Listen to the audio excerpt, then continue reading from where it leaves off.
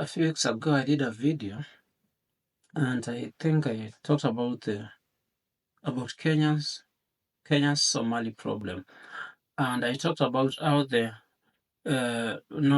northeastern corridor is always the northeastern border with Somalia has always been a trouble spot, a very porous area for our country.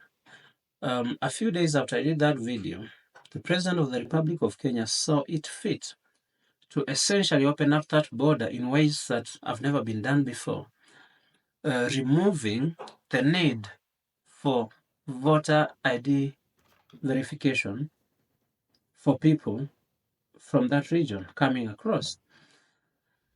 Now, this is a move from a disparate person who is hemorrhaging support, has been hemorrhaging support since first day of office, rather in office, and is looking for numbers to consolidate his base. Now, obviously, it won't work. First of all, it won't work, but that's a story for another day.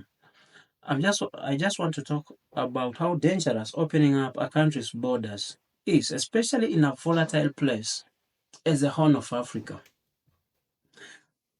Somalia is home to numerous terrorist groups. It's a country that has not been stable, and this instability goes all the way back to the end of Siad Barre's regime. Somalia has never been stable. Somalia has not been politically stable for the last 30-something years. Since 1992, it's always been some problems with Somalia. Now, the president of Kenya decides that the rules that are in place to save our country, to save our borders, to make sure that we create a sieve, essentially, for whoever is coming across and into the country, the president deciding that those laws are now null and void. It's just a move targeted at just getting some votes. But at the core, it's a very dangerous decision. It's a national security issue. Right now, with the removal of these requirements, with the removal of the requirements for IDs, now you have any person that wants to come across the border with whatever nefarious intentions to do so easily.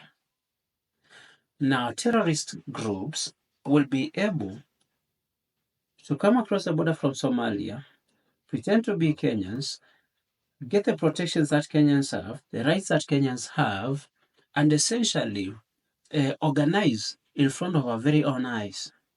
We have been victims of these kinds of terrorist attacks from these kinds of people that are not Kenyan before.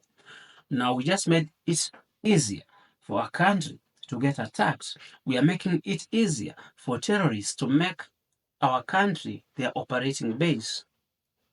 We are basically giving them a blank check and telling them,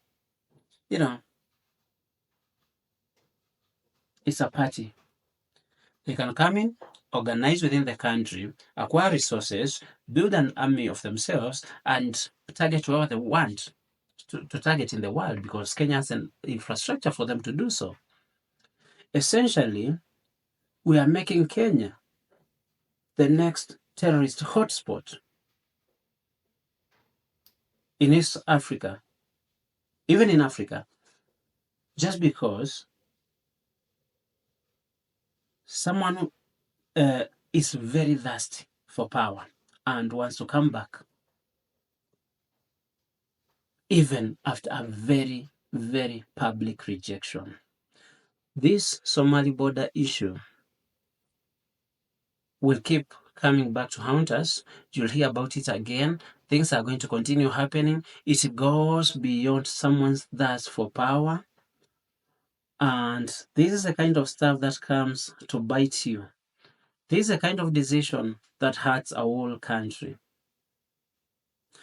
And again, as I said, Kenyans have no problem with ethnic Somalis who are residents and citizens of the country.